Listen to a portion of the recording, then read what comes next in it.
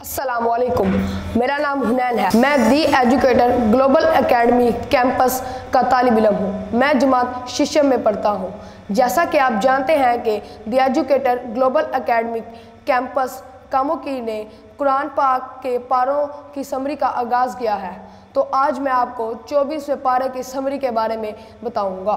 24वां पारा फमन अज़लमु तर्जुमा, इससे ज़्यादा जालिम कौन हो सकता है के अल्फाज से शुरू होता है। ये पारा दर झैल सूरतों पर मुश्तमिल है। सूरतुल ज़ुमर, सूरतुल गाफिर और सूरतुल फुसिलत। सबसे पहले मैं आपको सूरतुल ज़ुमर के बारे में बताऊंगा। ये एक मक्की सूरत है और इसके अंदर तौहीद, क़यामत और नेक व बद लोगों के बुरे अंजाम के बारे में बताया गया है। इस सूरत के अहम मौज़ूआत दर्ज झैल हैं। जिन लोगों ने अल्लाह ताला की आयात को झुटलाया, उन लोगों के बुरे अंजाम के बारे में बयान किया गया है और क़यामत के दिन लोगों को इनके बुरे और नेक अमाल के मुताबिक बदला दिया जाएगा। अब मैं आपको काफिर और मोमिन के मुआज़ने के बारे में बताऊंगा। क्या वो शख्स जो अल्लाह ताला को पुकारता है और नेक अमल करता है, क्या वो इसके बराबर है जो सरकशी में मुब्तला है? क़यामत के दिन का होलनाक मंजर भी इस पारे में बयान किया गया है। नेक लोग जन्नत में खुश होंगे और काफिर हसरत करेंगे, मगर इस वक्त कोई फ़ायदा ना होगा। फरिश्ते जन्नतियों का इस्तकबाल करेंगे और कहेंगे, तुम पर सलामती हो, तुम जन्नत में दाखिल हो जाओ। अब मैं आपको सूरतुल गाफिर के बारे में बताऊंगा। ये एक मक्की सूरत है। इसमें आखिरत, अल्लाह की रहमत, मगफिरत और नेक व बद लोगों के अंजाम के बारे में बताया गया है। अल्लाह ताला की रहमत और मगफिरत, जो शख्स अल्लाह ताला से तौबा कर ले, अल्लाह ताला इसे माफ़ फरमा देते हैं और सरकशी करने वाले लोगों को सज़ा भी देते हैं। फ़िरौन और हज़रत मूसा अलैहिस्सलाम का वाक़या। इस पारे में हज़रत मूसा अलैहिस्सलाम के बारे में भी बयान किया गया है। फ़िरौन ने हज़रत मूसा अलैहिस्सलाम और इनकी कौम पर बहुत जुल्म किया।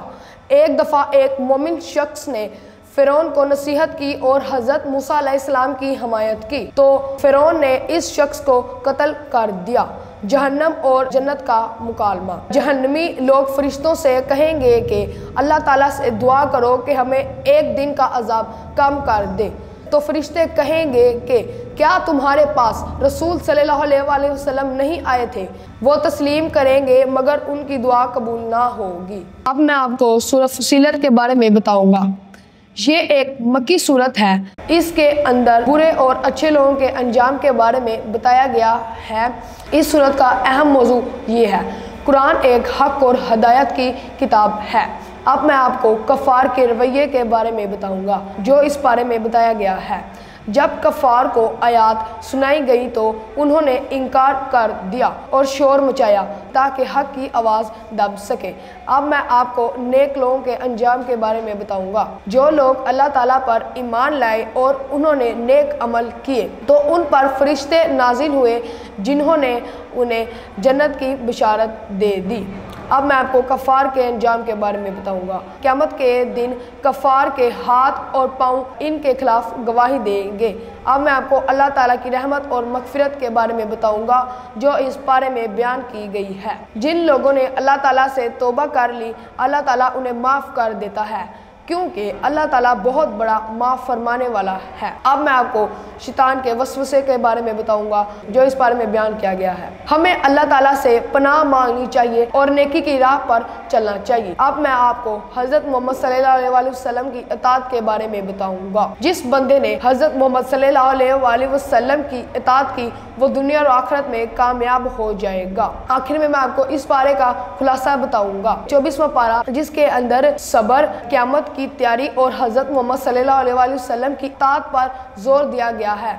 इसमें फ़िरौन की सरकशी, मोमिन आले फ़िरौन की नसीहत और जन्नत और जहन्नुम के मुकालमे और क़यामत के दिन की निशानियों के बारे में अहम मौज़ूआत बयान किए गए हैं। उम्मीद है कि आपको इस पारे की समझ आई होगी। वमा अलैना इल्लल बलागुल मुबीन। आपकी समादों का शुक्रिया। वस्सलाम। The Educators